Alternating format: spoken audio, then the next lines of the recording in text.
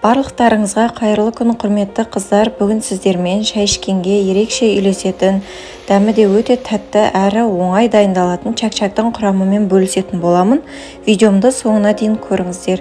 Ең алдымен жұмыртқамызды жарып, үстінен ас содасын немесе разрыхлитель және тұзымызды салып, жақсылап араластырып аламыз.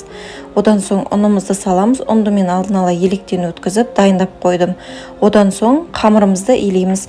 Мен қамырды қатты да емес, орташа етіп илеп алдым. Өзі илеген кезде қолыңызға білінетін болады. Одан соң қамырымызды 15-20 минутқа тындырып, ұн сеуіп отырып екіге бөліп алдым. Сіздер екіге бөлмей бірден бір қамырды жая берсеңіздер де болады. Мен өзімнің жай алатын ыңғайыма қарай екіге бөліп алдым. Одан соң 15-20 минутқа тындырып, қамырымызды жайып алдым. Қамырыңыздың қалыңдығын мен көрсеткендей формада етіп жайып аламыз. Одан соң қамырларыңызды бұдан да жұқа етіп жайып, қалауларыңыз бойынша жасасаңыздар да болады. Онда сіздердің чак-чактарыңыз күтірлек болып шығатын болады. Мен көрсеткендей формада етіп жаятын болсаңыздар, дәмі тәтті әрі сәндік үшін дастарханға қойғанға ерекше әдемі көрініс береді. Одан соң осылай арасына ұн сеуіп отырып, чак-чактарыңызды турап алсаңыздар да болады. Мен қатты көп ұн сеппегендіктен осылай екі бөліктен турап жайдым. Біздің қамырларымыз дайын болды. Менде екі зуала қамырдан осынша чак-чак шықты. Одан соң қызып тұрған майымызға салып, жақсылап қуырып аламыз.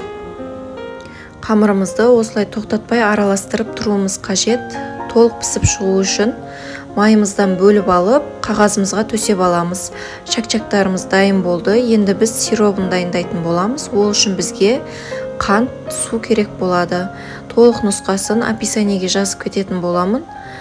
Қызып тұрған газымызға қойып, қантын толық ертіп, үстінен балымызды салып аламыз. Балды да қайнап тұрған сиропқа салғаннан кейін толық еритін болады. Чак-чактарымызды үлкендеу ыдысымызға салып, үстінен сиропты құйып, осылай толық араластырып шығатын боламыз. Сиробымыз барлық жеріне тиюі қажет. Чак-чактардың басын жақсы біріктіру үшін. Толық араластырып алғаннан кейін формамызға салатын боламыз.